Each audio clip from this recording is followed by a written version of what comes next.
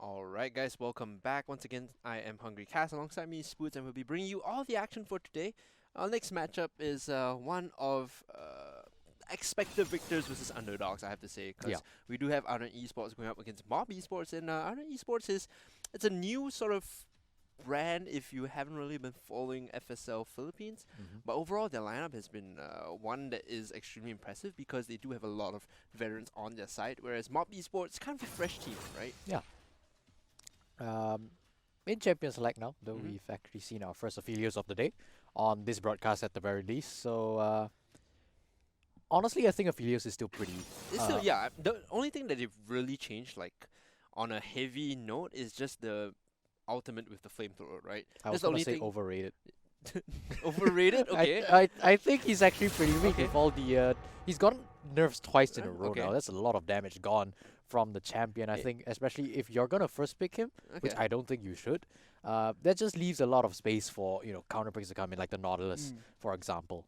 The one thing I love about Philios though is the amount of utility the champion has when Right, it true. comes to what your team really needs, right? So I think the Gravitum gun combined with the ultimate and like the mass CC is just ridiculously strong with the right composition, right? That's something that no other AD carry can bring to the table. The fact that you can chain CC from really far away from a safe distance and bring damage to your team and crowd control for your team. He was a few patches ago, I think Yeah. it's 2 patches ago, he was actually able to just ruffle stomp. You Mm-hmm. just press R in the middle Yep. of team fight and delete, no matter how far behind you were. Now I actually think that you have to be actually pretty not far ahead, but Yeah. you have to be ahead in order to do damage. There's quite a high skill ceiling Yeah. for Ophelio. So let's not make it sound like it's all rainbows and daisies for this champion. But right now, as we're sort of briskly wheezing through the champion select, sorry, it's been a long day. Yeah, pretty fast Uh, champions like actually. Nolus, Kaiser, Sejuani, Oriana. This is like a season 9 composition Yeah. from the side of Mob Esports. I see this, I'm like, I'm triggered, I have PTSD. Mhm. Whereas on the side of Ardent Esports, they have the Philios, the Braum, which is pretty decent in the bot lane, Jarvan, Renekton, and Galio. So again, another season 9 composition, my goodness. Woo! Welcome back to season Yeah, 9, it's like boys. we see the Galio and the Renekton and Sejuani, and I'm like, Cannon. the cannon Cannon. as well. Let's go! We're going only all thing, in. Only thing that's missing is if they're hovering cannon, they're like, no, we'll play Chase. That is Oh, full no. season 9. We could go Queen. Yeah, they go Quinn. That's all. That's also pretty season 9-ish. That being Alright. said, both teams have locked in their compositions. I'm excited to see what they bring to the table. Why don't you take me through this, Swoots? I mean, like you said, the season 9 composition, right? We're not gonna see all that much action. I think Mhm. the thing about season 9 was that we weren't really seeing bot lane priority, Yeah. and I don't think either of these lanes, these bot lanes Mm. rather, is gonna give us much bot lane priority. Mm. That being said, because of the stark differences in Jarvan and Sejuani now in Right. this season, I do believe that Jarvan is gonna have quite the advantage going in. Is probably gonna be able to secure more objectives like we saw in the previous game Mm. than the Sejuani. I do like that the Ardent composition though. Like you mentioned, oh well, both bot lanes don't have priority. That's true. But the mid lane and top lane jungle synergy is crazy. Like Mm. if Jarvan comes in to gank for Renekton or Galio, there's so much guaranteed CC. It makes it very difficult if you're laning against them. You have to be very careful with the spacing, right? That being said, looking at the lineup, I was about to touch on the idea of how Ardent Esports as a team, the players themselves, have a lot of veteran experience. I Yeah. think both the solo laners have been playing together for all the past seasons of FSL, Mhm. right? And then now they brought in a couple of new faces as well. I think Gia as the support was previously on Liab, which was the Season 2 FSL Philippine winners, right? So they kind of, integrated past enemies, past foes, past competitors into their own team now. And word on the street is Ardent Esports is actually really good. Like they've been Yeah. having a fantastic qualifiers. They've been stomping everyone in Mhm. record time. So as we go into this game, the composition itself looks kind of nostalgic. We have to see how they execute because their opponents are not, really any slouches themselves. Unfortunately for the other side, though, you did touch on the jungle solo lane Mm. synergy for the side of Ardent, but on the side of Mob, that's a Sejuani with two Ranged. ranged Yeah. solo Mhm. laners, so we're not gonna see that much synergy Yeah. coming in for ganks on the side of Mob. Like, Unfortunate. in the past, when you see Sejuani in the jungle, you're like, oh well, they're obviously gonna play like Renekton top Camille mid or something like that. Yeah, where then you run you- Oriana yeah. cannons like what? Like you don't have its anti synergy with the permafrost, so I get that. It doesn't really make sense. Whereas because you have Braum now, you actually apply Winter's Bite very quickly with all of, Renekton does it really well, and so does Ophelia. So you have options like the Chakrams with Winter's Bite. Braum lands Q, your Chakrams go through. You're like, Yep. you are definitely stunned. There is no way around it, right? Or if you use the Q with the Scythe as well, like you proc so many auto attacks in such a short span of time, that becomes very difficult to trade against. But this is different, right? It's like you said, Season 9 compositions. Where do you think both these junglers are gonna go? Because like, if you ask me, right, what junglers really want to do is go towards bot side, get priority. But again, both these lanes don't really get priority that well, don't receive ganks that well. I think So, importantly right now, when you have Renekton on your team, right, I usually see Renekton paired with something like Elise, which is one-dimensional, but it excels in what it does, which is diving at level 3. So if I was Jarvan, being on the blue side, you start red, move into Gromp, then blue. And you strictly tell the Renekton player, right, just stack the wave as large as possible. Like zone him off, stack a massive wave, and when you hit level 3, I will come and collapse because I'll have pathed up by then. We will dive, we will kill the Renekton, we will kill the cannon, we will sit in lane when he teleports and then kill him again. The moment the cannon is out of the game, you snowball, you power snowball from there. Well, these are the kind of plays that we want to see from a veteran lineup like Ardent, right? Yeah. So I think it's definitely a possibility for this to come through. Whether or not it does come through, whether or not the execution is, clean enough, that's another different story we have to see. Another option is you get the Galio ahead, and then you just have perma mid prio against the Orianna, which is still quite difficult. Like, don't get me wrong, Orianna, very strong wave clear, but if you can delay her item spikes by, forcing her to consistently recall and farm scared, that's when you have power in the Galio pick. That's when you can impact mid. You can impact top and bot lane from mid. Right. I do believe that in this patch we did see Galio. No, it wasn't this patch. I think it was a few patches ago. But we did see Galio buffs at one point. So I believe his Q still does decent damage. Yeah, you can see on our screen now in the loading screen. Nothing really too odd in terms of keystones. Everyone has more or less what we expect them to, except the only difference right now is that the Orianna, however, does have the Summoner Eerie, so no Phase Rush or Spellbook or anything like that in this case. Supportive Orianna, as it were. Alright, we're in game. Bless our OB for realigning everything, because the players themselves tend to get a bit jumbled up when they're in the lobby. Oh, we're still on screen. Look. Woo. We're in the game now. We are part of the game. Screen in the previous this game. is like, Tron. Game. Are you too young to know what Tron is? I know what Tron is. Oh my god. Alright. Every time I cast with like you and Jenny, I'm like, I have to make these age jokes because one of you is, I'm just gonna say this, one of you is younger and one of you is older than me. I'm not gonna say who or what, but like, yeah. I'm the older one. Okay, boomer. Oh, alright, you guys can't see this, but there's like cheese. Yeah, there's cheese on our screen. Towards the bot side, 5 stack coming in from Ardent. I don't think they actually spotted out the Kaiser though. We are gonna cast like whatever's happening behind us. You guys are just gonna have to take our word for it. Yeah. Okay. And you can see the Nautilus popping down. There's a 5 stack in that bush. Oh, buddy, Bye-bye. buddy, getting caught. Not even landing. Oh man, that blows. First blood, yo. He took Dredge line level 1, couldn't get in range to drag himself out, and now he's gonna go back to lane with Dredge line level 1. F in chat, boys. F in chat. Yeah. Now you can see the game. There we go. Yeah, you probably heard the audio. Nautilus extended into the Tri-Rush, put a ward down, and got the shock of his life. It's like, oh no, there's 5 here. Also, I'm loving that the PH Qualifiers has a lot of My Hero Academia names. So the Nautilus, the name, like, if I'm not wrong, it's one of the characters in My Hero Academia. It's one of like the female characters in the upperclassmen. And then there was Endeavor as well, which is like the #1 pro hero now. And clearly I'm talking to the wrong person because he doesn't watch My Hero Academia. Everyone go on Twitter, flame spoots. Oh man, I'm not a weeb. He's bad, man. Mid lane. Actually taking the taunt level 1 because they had to find the CC on the Nautilus, but this makes it difficult for Janelle to sort of wave clear. No Winds of War at level 1, of course. I mean, it's fine. He has first blood gold, so just chilling in lane until, get level 2, you get Winds of War. I would have preferred her to pick up a Dark Seal as opposed to Boots and Control Ward. Like, I feel like Dark Seal is fine. It's better in terms of just sustaining in lane. But in this case, you get extra mobility, you get extra vision control. Maybe you can make things happen for your jungler now. That's true. I mean, well, we do see right now, well, we did see more proactive plays. We were talking about how the Jarvan would go top Yeah. to dive the cannon, but I guess we saw the accelerated by them picking up the very fortunate Nautilus kill.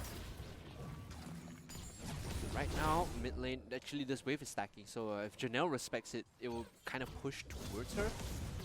And she will be able to get a bit more of an advantage here as the wave pushes in, but nope, she's going to clear it out.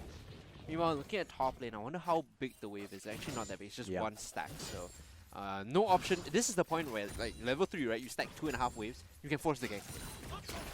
He is trying to go for a bit of a counter jungle.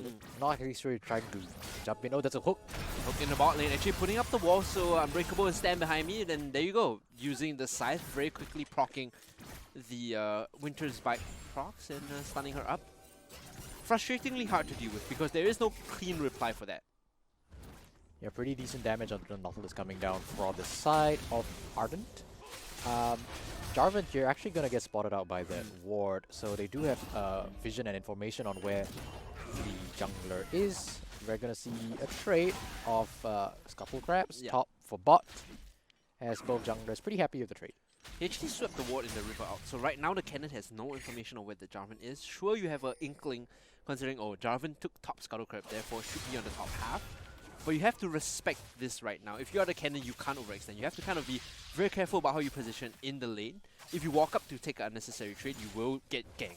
Yeah, at this point though, I don't think you go for the dive. The minions aren't there, and the fact that Cannon is level 4, he has pretty decent damage at this point. I don't think that is the best decision you could make on the side of Ardent. Still though, the cannon wave is coming in. If they can actually force this, there might be a window. But yeah, I think that's not an option. You just kind of back off here. Alright, well, this is gonna be... I don't think we're gonna see too much from this lane. It's a range versus melee. If they play it well, we are not gonna see any action at all coming from that side. So, actually finishing off the scythe. So now Cha has the Gurtum gun. Remember that this one is the CC gun. So if you manage to land an auto attack, you can press Q and it will root someone down, of course. oh, Swapping to the flamethrower as well. A lot of damage actually. Wow, look at that. Following through, rooting them. Perfect damage coming through in the CC. So Char actually getting hooked in right now. Here comes the gank from Sejuani though. She has the Chilling Smite as well as the Flash. Can they make this play happen? Tagging them up with the W. A bit of an anticlimactic pause. Jarvan's coming. But here comes Jarvan, here comes the teleport. They're looking to turn the fight around. Doesn't have... Oh, actually just barely enough mana to get in and the... Oh my goodness, the taunt as well. That was beautiful. Yeah, that was beautiful. I thought there was not enough mana from the Aphelios to land the root. And I thought there wasn't going to be enough range for the Idol of Duran coming in as well. So managing to barely sneak it in. Yeah, you can see very clean play coming in from the side of Ardent, like we expected. The moment there wasn't any hesitation, right? The moment the teleport came down, instantly the team turned, managed to pick up the kill, and this is a play that we've seen a lot of times. You manage to find a play at the bot side earlier on, you just translate it into a free dragon. And of course, with no Rift Herald up yet, this should be objective taken away. A hard-earned one, for sure. But right now, backing off, should see the makings of a Essence Reaver being picked up for Char right now. It's going to be the BF Sword instantly. And you would think at this point that the Galio right now, with the 2-0 and 0, is in a pretty comfortable position against this Orianna. Hasn't bought yet though, so this is tricky. The moment he goes back to buy, it's going to be pretty strong. I feel like there's a window here where you hit level 6, you go back and buy after pushing the wave out, and then you try to find Hero's Entrance fight on the side lanes. Definitely a possibility. He's actually going to path up to threaten the Sejuani. I don't think going for this is very wise. Sure, you have the wave pushed up, but once the Orianna equalizes that lane, just going to back off right now. There is a control ward there, so it will be cleared out. Meanwhile, Sejuani Penguin is going to move over to her own rip buff, which should be respawning soon. Well, technically it's Penguin, not Penguin. Penguin, yes. Right. We did see this. We did see the teleports expanded on the side of Suzy Zor here on the Renekton. Okay. In order to pick up decent chunk of CS that was gonna die to turret unless you did that. So that is gonna be teleport advantage over the cannon, which by the way has reached level 6. So that is quite a flanking threat that we have to keep an eye on. Have to see whether it's communicated across to the bot lane, because look at the pickup right now. There are no wards available for them to TP into, and when you play as, or rather you play with a cannon, you want a ward behind the enemy to flank TP into. So very tricky that they don't have the vision set up, they don't have the resources or the tools available to flank TP cannon fight. Yeah, at this point, with all these waves pushing up on the side of Ardent, it's going to be very difficult to actually get that ward in the backline as well. So probably an advantage that is not going to be capitalized on all that well from the side of Mob. They just need to find a window to force it. It's still tricky, of course, no doubt, but there is a window for them to use it. Chanel right now just going to continue pushing in the Orianna, who is actually running quite low on mana, so might have to be forced to back. Might even have to force the TP. Oh, actually going in again. Yep, getting the knockup with the Justice Punch, but like you said, because no mana, knows that she can't really respond in kind. Problem is the Orianna is starting to build a bit of a CS lead by nature of being range versus melee, and more or less what we expected in this matchup. Now the swap coming through, actually, Aphelios and Braum moving to the top half. They know that the play now is for the Rift Herald, so they need to secure this. They have 4 members here. The only member that isn't is the Renekton, who is swapped over earlier. And once again, this is a sign of good fundamentals. They know, okay, the bot objective is down. There's no way we're going to lose turrets either way, so what do? We transit to the top half, know that we have the manpower to take down this Rift Herald uncontested because there is no dragon to trade. We've taken that already. We get this Rift Herald, we can probably 3 or 4 man top lane or mid and open up the map. Super strong game plans. Renekton actually holding down fort pretty well in the bot side as well, so if Ray isn't careful here, actually might get dove by the Braum. We'll see the Braum. Yeah, so he just concedes the turret. The second dangerous part is if you choose to defend, Galio can just come in with like Hero's Entrance, right? So, of course you concede this, you give over the gold, and the question is who is going to get the last hit on this structure? I feel like if you're Jarvan now, you just back off and give all the solo gold over to Aphelios. Not doing that though, picking up all the gold she can for herself. Super duper clean execution though. And Ray right now just forced to back away. Nothing she can really do. Like super unfortunate. A wave and a half here. All they have to do actually is just like literally AFK here. Let the wave take the turret itself and deny the EXP. Not gonna do that though. Manages to It's the Dredge line in the bot lane. Actually, a lot of damage already. Here comes the They might possible dive from the Sejuani. Glacial Prison is available. Flash is up for Suzy Sor if she wants to pop Dominus to get out, but she's kind of still sticking around though. Eventually we'll finish the recall. Yeah, now that they've taken the objectives that you can take on the top side, they're actually just going to rotate back and try to take the bot lane turret as well as the dragon that's going to be spawning in about a minute. And force this because Hero's Entrance is up, so they can use this if they want to force the fight. Shockwave is going to pull the Jarvan back in, but they're going to turn tail and fight both the Sejuani as well as the Orianna front and back. 1-on-1. Dragonlance should be able to get them the kill, but here comes the teleport from the cannon who has flash. Backup coming in from the side of Ardent, gonna ensure that the teleport is not gonna result in anything more than just that. Well, this is an old school Season 9 combo. Remember, Cataclysm into Heroic Entrance, Hero's Entrance, finding the fight that you need, and forcing members away. Even though they didn't get the kills, they still managed to burn the flash on the Orianna. 100%. And the fact that they managed to do that, as well as expend Cannon's teleport, means that they have the perfect setup once again to go for the dragon, which is now spawned on the map. Push out bot lane, get prio, and then move in after to get vision. Definitely at the moment you can see that they are actually collapsing around the objective. There isn't actually a ward inside the pit, so Mob actually doesn't know that they're doing it. They might know that they're doing it, sure, but they don't know how far down it's gone. They're actually not going to contest at all. Yeah, exactly. There's no way you contest this because we've seen in the past, when you try to desperately steal these objectives, you end up feeding a kill over, and most of the time it's not even 50-50. It's like a 30-70 that you get it, right? And with all the clean plays coming in from Ardent, I think a lot of it has been... well, I say that. Mars here actually kind of makes it out alive. Ring around the Rosie. There's a ward there that spots the Sejuani. There's another ward there that spots the Nautilus. So enough information to know. And there's a control ward there, so we will see the Kai'Sa, but we'll be able to get out as well. So actually more than enough vision for it to get in and get out safe.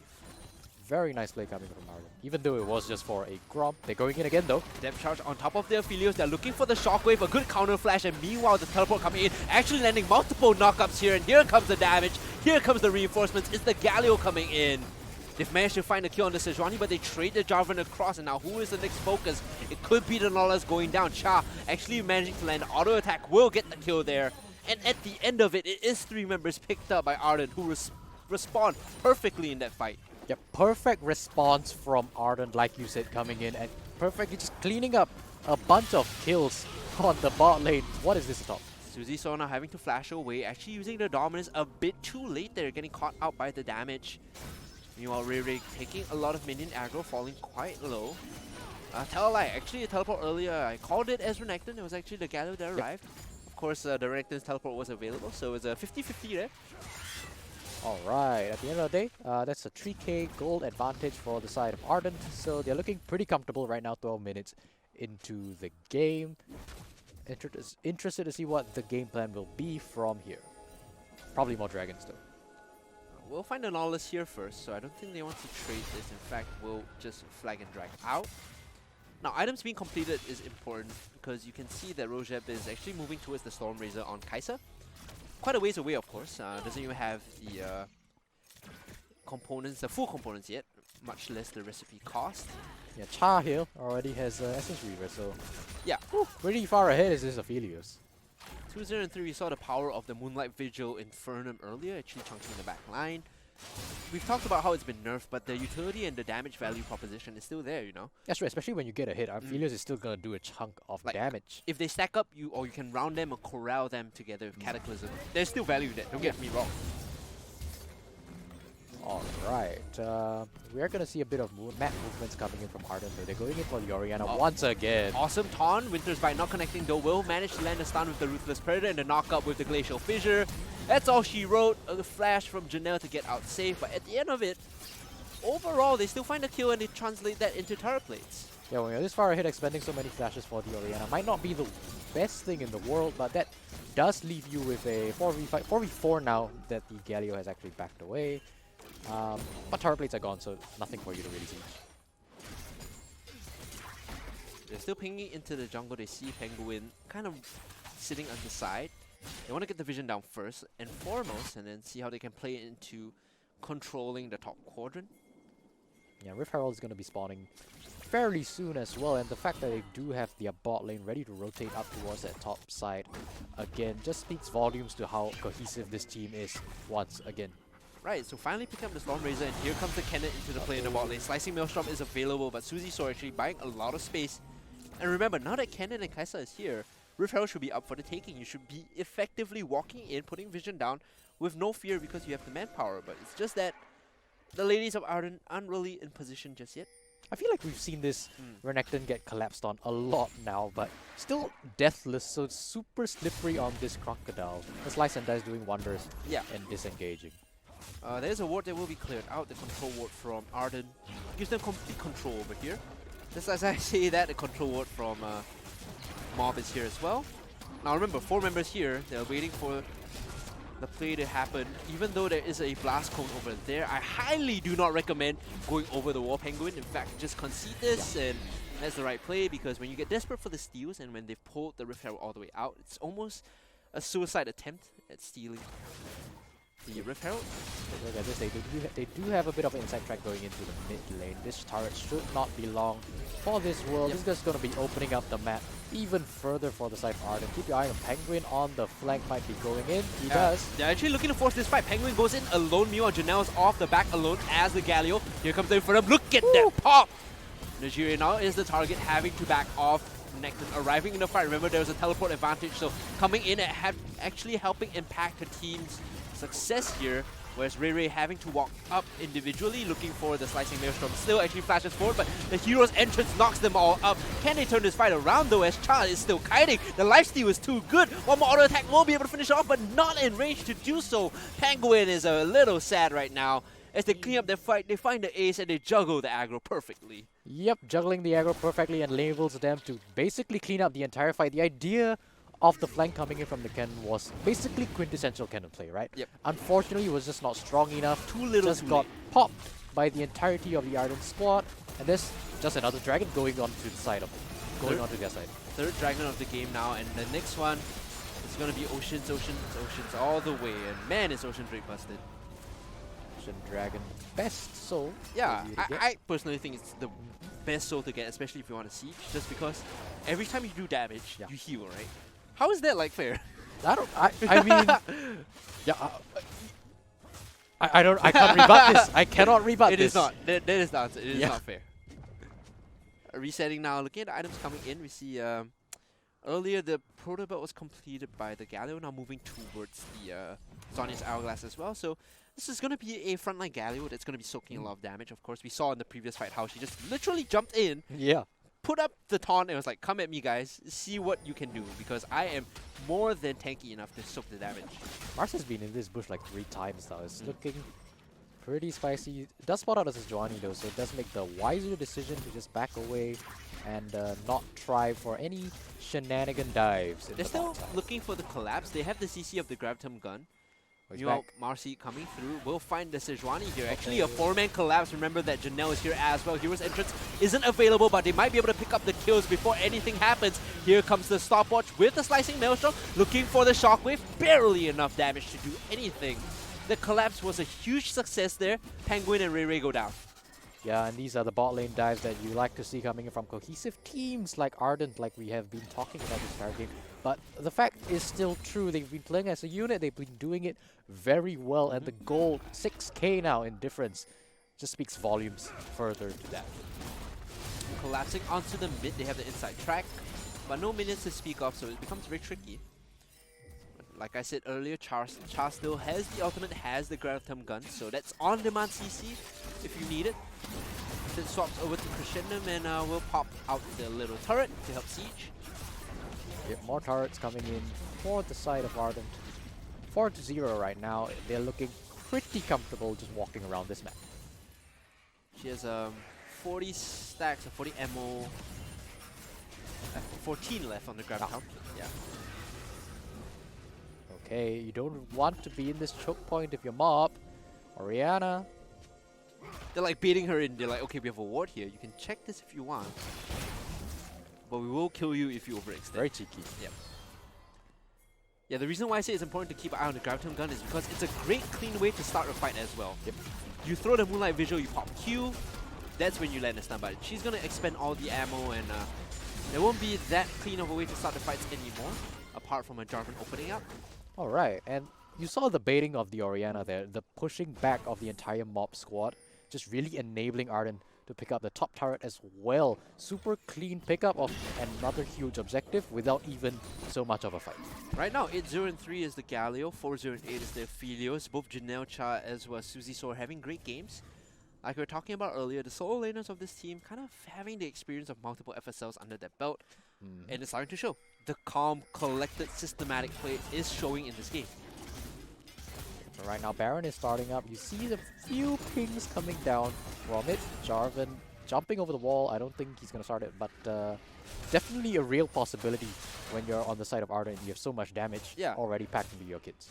They need to control the top quadrant of vision right now because it's completely unwarded by both teams, which makes it very difficult to blind start the Baron. You need to control the vision first, and I feel like make a pick. Because there's too much disruption on the side of Mob for you to safely take the Baron. Between Depth Charge, Shockwave, and Glacial Prison, I'm hesitant to even start the objective. And that's true. They've done super good. They've done super clean vision clears in the past though around the dragon. I think that's the real objective that they've been focusing so far. Yep. You would think that, you know, if they decide they want to go for Baron, they're going to do the same sort of methodical clearing of vision, same sort of vision placement. And yeah, if they do decide to go for the objective, I think it's going to be super clean as well. Objectives coming up in a couple of seconds. It's going to be Baron available and Ocean Soul up for contest right now. If you are Mob and you don't steal this one away, well, you're going to give the Ocean Soul over to Ardent Esports.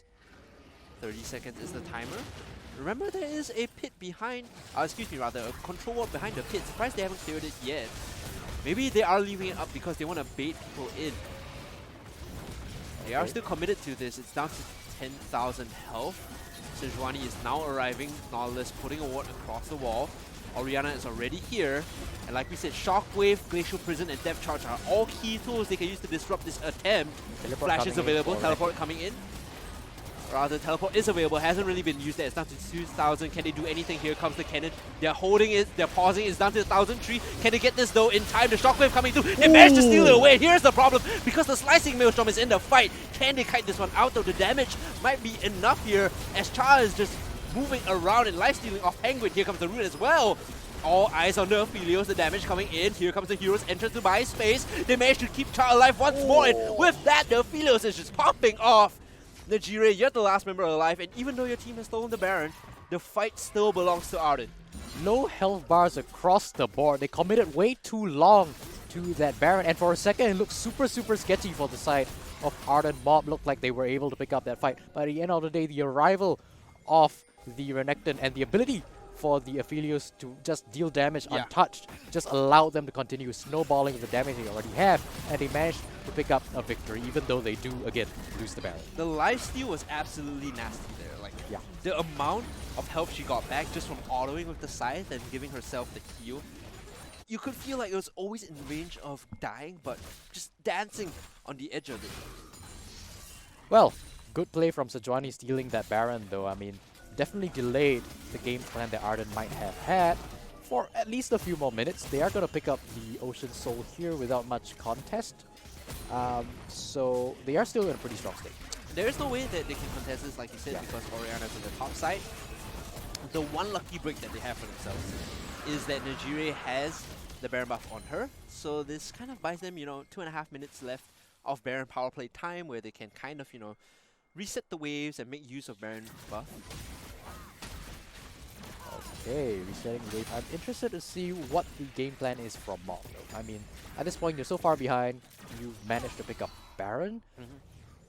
I'm not sure what you can really still do. I mean, hunker down, I guess. Hopefully you catch somebody out. You're trying to make picks, basically, at this point. Yeah, I feel like there's also the option of playing the 5-man in mid lane. Just use your inside track and move in as a unit, because Aphelios is so strong, 6, 0, and 10. Already to the point where if you have the right setup for Aphelios, this ADC is going to pop off.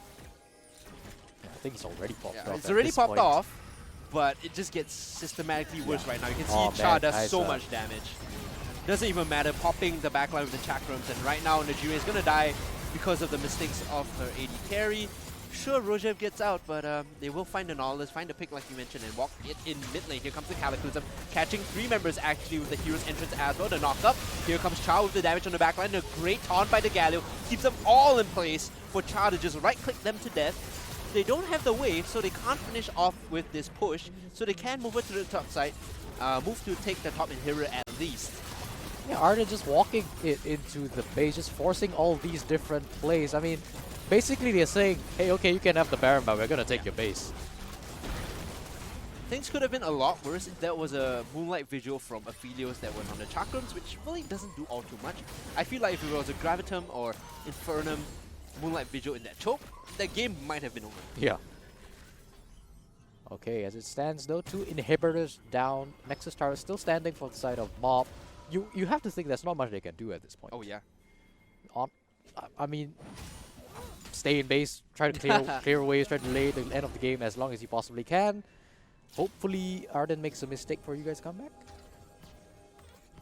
I don't see any other way for them to win this game, honestly. The scaling is still, like we mentioned, not really in their favor because the damage profile of Canon Orianna is AP, and of course Kai'Sa, will move towards the AP build. She's only at 2 items right now, which is very dicey. Where if she does go for the Nash's 3rd item, then it's majority AP damage, right? So you don't scale as well. Side lanes, as it stands, Renekton is comfortable just going one-on-one against the cannon. I feel like with the Gather in the other side lane, there are very little outs for you. It's pretty much like you've all in the game of poker and you're not able to draw any more outs right now. Yeah. Not much they can do right now. You can see they are actually split across the map. Meanwhile, Ardent has concentrated most of his forces around the bot side. You can see they're already setting up a bit of siege. Jarvan making his way to the bottom tier 2 as well. Not exactly sure if Mob is going to be able to answer this effectively. I think if they come down towards the bottom lane, they just get engaged on and killed once again. Yeah.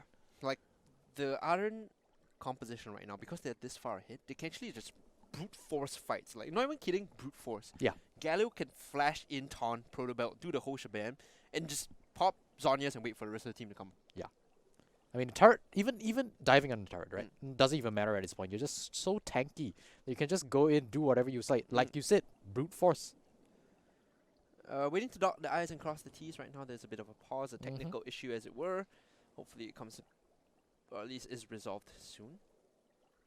But we were talking earlier during picks and bans about how, well, Aphelios is an overrated pick. It's not as strong anymore.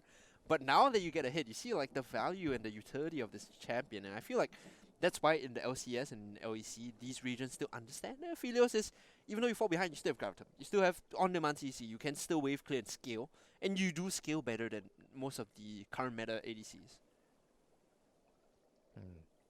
Well, I mean, I'm not gonna disagree. I mean, it's 7-0 and 11. If I say anything else, I'm gonna look like an idiot.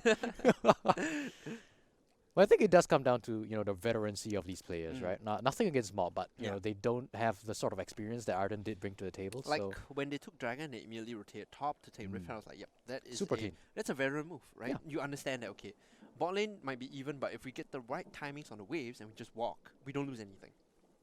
Experience is experience. Being able to play against more experienced teams like Mob is doing right now, definitely gonna make it more fruitful in their upcoming training sessions, you would think. Yeah, but what's interesting also is that when you look at Ardent in this game, right, and we know that they are one of the favorites to contend for champions and representatives of the Philippines qualifiers. I wonder if there's anyone that can stand up to task against them, because all the teams that we've seen so far, yes, their fundamentals are good, but when it comes to execution, we haven't seen execution like Ardent level execution, right?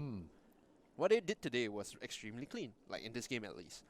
Is there anyone you think that could contend against this? I mean, you would think their opponent up against, for some reason, I can't remember their name except for the Uwu. Yeah, I mean, most likely they win this game, they go up against the Uwu team, and I think that is the greatest competition that they're probably gonna see this tournament. I feel like you might be on the right track, even though that is a team of younger players. Overall, though, Sanzu, when they come in with a younger team, they still look pretty talented in terms of execution and macro play. The veterancy isn't there, sure. Yeah. But as a unit, they still look clean. Yeah. Still gonna be veterans versus I'll say rookies, sort of. Yeah, rookies is not a wrong way to put it. I feel like if a team hasn't been playing together for very long, it's fine to call them rookies. It's fair. Yeah. At the end of the day, it's the team chemistry that factors into how experienced they are. I think like you could be a solo queue player like who's been playing League for the past 10 years, right? But if you're not playing on a team, you are still considered a competitive rookie because you don't know what it's like to work with people on a competitive level. That's why I think, right? Yeah. Whew, all right. We're still in a pause, so what would you like to talk about? I mean, okay, what's if you ask me, I'm just gonna go straight back to like Chinese New Year. Oh damn. Oh, this coronavirus is very serious now. 16 cases, I believe. Here we are risking our lives, casting. It's us against the coronavirus, and we're winning. Don't speak too soon. Like we walk past. Oh no. We walk out the studio later. It's like everyone's coughing. Oh no! What have we done? Right. Not sure what's going on over there, but yeah. What's your opinion on Jarvan? Because I think we've seen him basically undefeated this entire day. You know my my opinion. He's basically like the best jungling champion this patch. So Jarvan, I think, is pretty good, but I think Lee Sin does a pretty good job as well. But they both provide different things. I think Jarvan provides easy to execute teamfight comps. Lee Sin provides early snowballing and peel with the Dragon's Rage, of course, right? So they both do different things, but I think they excel at what they do, right? Lee Sin probably has the best level 1 to level 3 jungle path cleared in the current pool of junglers. Just because his single target damage with Sonic Wave Resonating Strike as well as the Safeguard keeps him very healthy, right? You know, I actually agree with you, in fact, I think in the previous game where we saw Elise, I think Lee Sin might have been better fit there because honestly, Elise right now, sure she's strong but not in the jungle. The thing is, when we watch FSL, it's like, how many people can play Lee Sin? I have never seen a single Lee Sin player in FSL, as far as I can remember, right? I'm gonna confirm this later when I look at my notes and see the pick and ban rate for Lee Sin is like 0%. But for the most part, the junglers in FSL tend to be like the Elise, Jarvan, the Gragas, the Sejuani. Alright, if you haven't noticed though, we are back into game. The siege for the bot lane tower has begun. This is going to be their last inhibitor turret, their last defense, as it were. I'm telling you, they can just brute force this. Yeah. The moment someone steps up, they can literally brute force it. Right now, They're going in. they're going in for the brute force. There you go, Hero's entrance. The shockwave only catches the Renekton, and you have to think this is an absolute disaster now as Char comes in. With the auto attacks left completely untouched. Swaps over to the Infernum. Nope, wants the Crescendo more, goes for the double, looking for the triple. Where is the Quadra? Give the Quadra over, come on. Nope, Penguin, scumbag jungler, is just gonna sit in base. Yeah, that's a triple kill to round out the day for Ardent. Round out the game rather, managing to pick up the Nexus here. Might even try to dive the Sejuani. Probably not the wisest choice, but they do secure the win, 23 kills to 4. Right, and with that, they will proceed into the upper bracket finals, where they will be playing Sanzu for a chance to head into the actual grand final. Yeah. Of course, that will be coming up relatively soon in a while. Of course, we're going to reset everything and get the players into lobby. But for now, we're going for a short break. Don't go anywhere. We'll be right back.